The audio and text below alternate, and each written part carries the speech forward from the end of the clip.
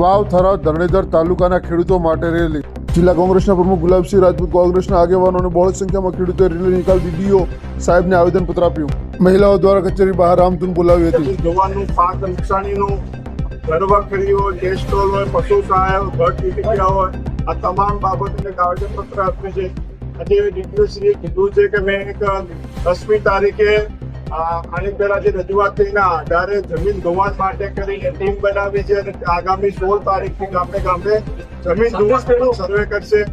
પાક નુકસાનીની વાત કરી છે. પાક નુકસાની નંબર વળતર તરત મળે એના માટે અમારી રજૂઆત પહોંચાડશે. હજારોની સંખ્યામાં તમે ફોર્મ દેખી શકો છો. આજે ગામને પશુઓની સહાયો, ઘરવખરીઓ, ટેસ્ટોલ મ્યુનિસિપલ એના માટે એટલી સંખ્યામાં આવ્યા છે. હજી પણ જો અમારો પ્રશ્ન હલ નહીં થાય, ધારો કે મહારાષ્ટ્રની અંદર અમે આપ્યું કે કોઈ હેક્ટરની મર્યાદાને 3 હેક્ટર સુધી આપ્યા છે. પંજાબમાં પણ 5 હેક્ટરના જમીનના ધોવાણના નુકસાનીના આપ્યા. તો મહારાષ્ટ્રને જો પંજાબ આપી શકે તો ગુજરાત કેમ ના આપી શકે, એ મારી વાત છે. અને આગામી સમયમાં અમારો પ્રશ્ન હલ નહીં થાય તો કાયદાકીય લડવું પડશે તો લડશું. વાવથરા જિલ્લામાં અત્યારે અમારી પાસે ઘણા બધા ખેડૂત ભાઈઓ બહેનોની રજૂઆત આવેલી છે.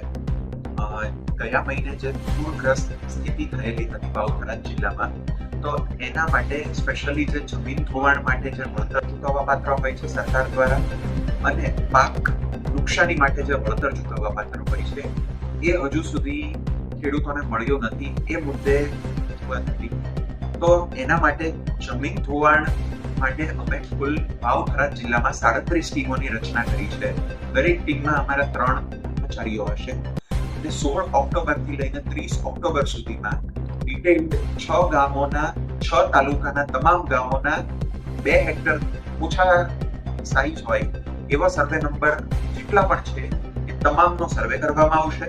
અને જ્યાં પણ જમીન ધોવાણ થયેલું છે એમાં મહેસૂલ વિભાગના જે પરિપત્ર છે એ પ્રમાણે એમને વળતર ચૂકવવામાં આવશે. બીજો જે મુદ્દો હતો ખાસ કરીને કે પાક નુકસાની થયું છે એનું પણ વળતર હજુ ચૂકવ્યું નથી. તો એના માટે અમે 6 તાલુકામાં ડિટેઇલ સર્વે કરાવી દીધો છે દરેક ગામોનો. એના માટે 320 કરોડનું પેકેજ ખેડૂત ભાઈઓ બહેનોને મળવાપાત્ર છે પાક નુકસાની માટે. એ પણ અમે જિલ્લા વિકાસ અધિકારી અને કલેક્ટર શ્રીની જોઈન્ટ સિગ્નેચરથી રાજ્ય સરકારમાં મોકલી આપ્યું છે. ત્યાંથી મળતી માહિતી અનુસાર રાજ્ય સરકાર પણ ફરી આના પર નિર્ણય લઈને જેવું અમને ગ્રાન્ટ આપશે એવું તરત જ અમે ડીબીટીના માધ્યમથી ખેડૂત ભાઈઓ બહેનોના બેંક એકાઉન્ટમાં જમા કરાવી દઈશું. એટલે આ બંને જે મુદ્દાઓની અમને રજૂઆત મળી છે એ બંને માટે અમે સતત પ્રયત્નશીલ છીએ અને જલ્દીથી